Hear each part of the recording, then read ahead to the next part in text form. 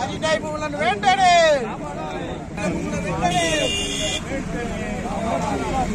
ఆదిండాయి కార్మికుల భూములను వెంటనే ఆదిండాయి భూములను వెంటనే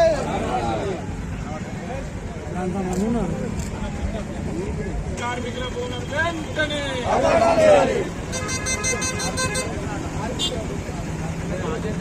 ఆదిండాయి కార్మికుల భూములను వెంటనే ఆదిండాయి కార్మికుల భూములను వెంటనే ఆదిండాయి కార్మికుల భూములను వెంటనే భూ కబ్జాదారులకు సపోర్ట్ చేసే వ్యక్తులను భూ కబ్జాదారులకు సపోర్ట్ చేసే వ్యక్తులను భూ కబ్జాదారులకు సపోర్ట్ చేసే వ్యక్తులను ఆదిండాయి భూములను నారాయణ ఇక్కడ నిల్చోండి ఇక్కడ ఉండండి చేద్దాం నినాదాలు చేయండి భూములను ఆదిండాయి కార్మికుల భూములను ఆదిండాయి కార్మికుల భూములను ఆదిండాయి కార్మికుల భూములను భూ కబ్జాదారులకు సహకరించే వాళ్ళను వెంటనే భూ కబ్జాదారులకు సహకరించే వాళ్ళను వెంటనే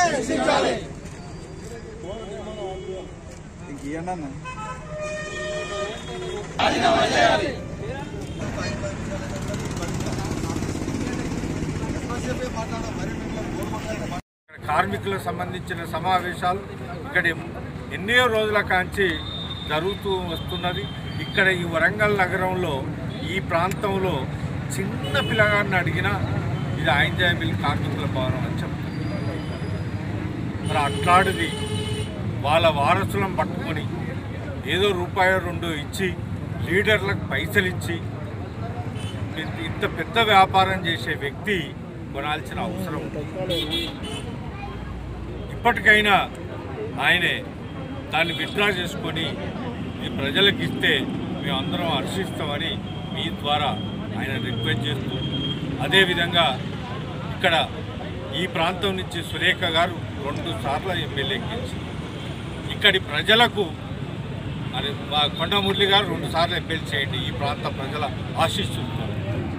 మరి వాళ్ళకే సున్నం పెట్టే ప్రయత్నం చేస్తే ఎంతవరకు సంబంధం మమ్మల్ని అందరినీ కాదని మిమ్మల్ని గెలిపించారు.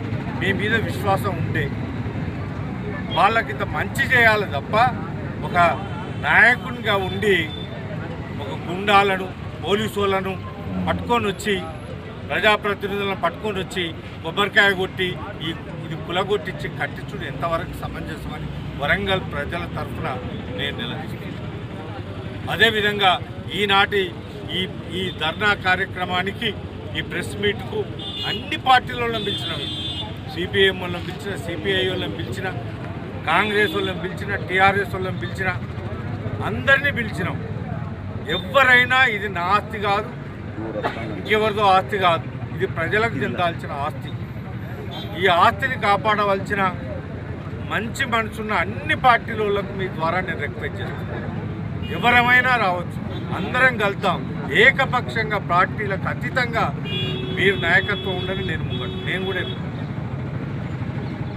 దయచేసి దీన్నైతే కాపాడి వరంగల్ ప్రజానికానికి రాబోయే రోజులలో ఇవ్వాలని మీ ద్వారా నేను రిక్వెస్ట్ చేస్తున్నాను. నాయకులందరికీ, మనసున్న మహారాజులందరికీ, పార్టీలతో సంబంధం లేకుండా